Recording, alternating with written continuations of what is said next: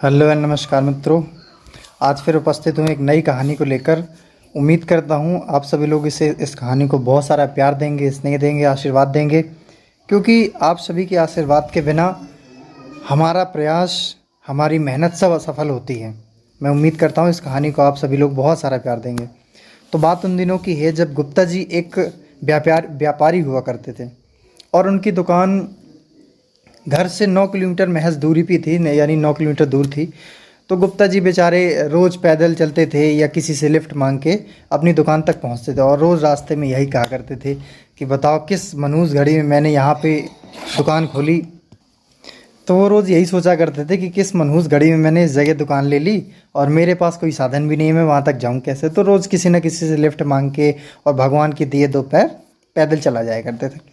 काफ़ी समय बीतता गया। लंबे समय बाद उन्होंने एक स्कूटर की व्यवस्था कर ली, नया चमचमाता स्कूटर। और गुप्ता जी ने उस दिन एक प्रण किया कि मैं किसी भी व्यक्ति को लिफ्ट के लिए मना नहीं करूँगा। आखिरकार उन्होंने ऐसा क्यों किया? क्योंकि उन्हें पता था कि जब कोई लिफ्ट के लिए मना करता है तो कितना बुरा लगता है।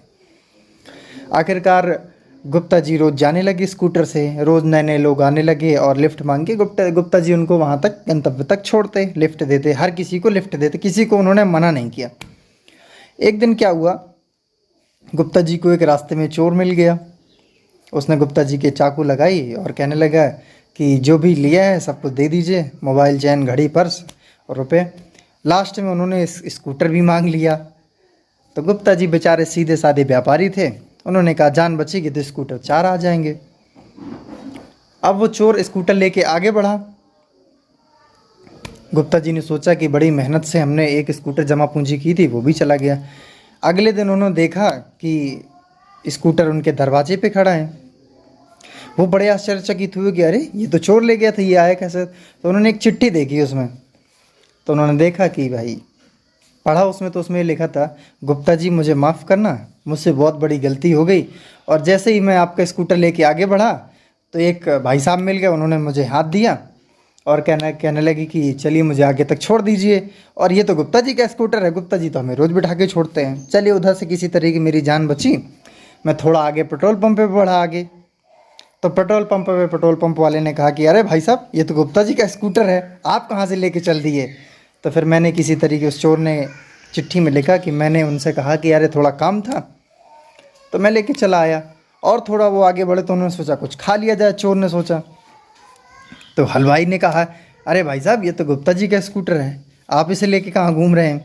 उधर से भी किसी तरह वो जान बचाकर बेचारा आगे बढ़ा तो सामने 4 पुलिस वाले खड़े थे। उन्होंने स्कूटर रोका और कहा क्यों, ये किसका स्कूटर है? तो उन्होंने कहा कि भाई साहब ये तो गुप्ता जी का स्कूटर है। पुलिस वालों को भी पता था कि ये गुप्ता जी का स्कूटर, उन्होंने कहा कि ये तो गुप्ता जी का स्कूटर है। लेकिन उस चोर ने किसी तरीके पुलिस को बताया कि मैं काम से लेके आया था, इसीलिए मैं हाथ जोड़ के, उसने चिट्ठी में लिखा कि मैं हाथ जोड़ के आपसे माफ़ी मांगता हूँ, मुझसे बहुत बड़ी गलती हो गई और ये अब मैं इसके आगे और नहीं झेल सकता। आप अपना स्कूटर आपको समर्पित है और मुझसे जो भूल चूक हुई हो उसे माफ़ करना। तो इस कहानी का छोटा सा सार है कि अगर हम कर भला तो हो भला। अगर हम अच्छा करते हैं दुनिया के साथ तो लोग भी हमारे साथ अच्छा करते हैं।